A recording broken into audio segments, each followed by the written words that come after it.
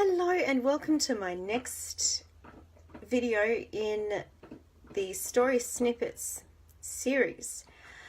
In my previous videos I was talking about what I wanted to do when I grew up. I was talking about wanting to be a nurse and then wanting to be a scientist, and in this video and possibly the next I'm going to talk about how I wanted to be a physiotherapist. And that came about because I did some work experience in Year 10 in 1985 with a physiotherapist. And I loved it. It was sciencey, but it was like practical sciencey.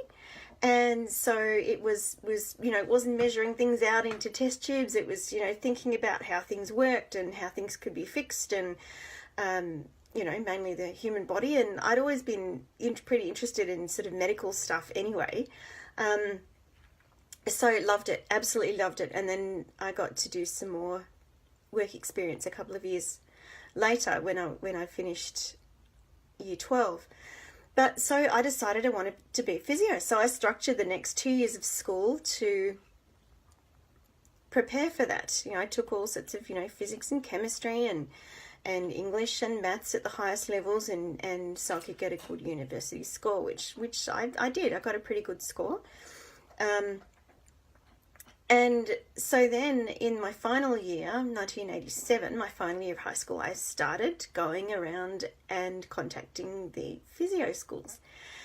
And they took one look at me and saw, blind person and threw up their hands in horror and said, "Oh my gosh, no, we couldn't possibly have you in our school. You're blind. How could we possibly train you?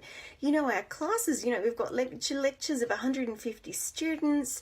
Everything is graphical, overhead based. How could we possibly train you?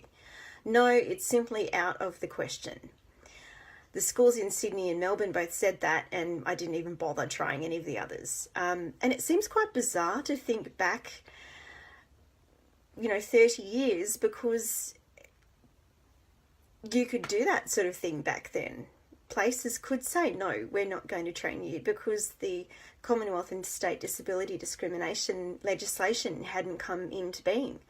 If I went to a physio school now, they would have to accommodate me. So it seems quite bizarre thinking back to how that was. But there's a happy ending to this story, because I knew a person who was a physiotherapist, and she was losing her sight at the time, and she'd retired.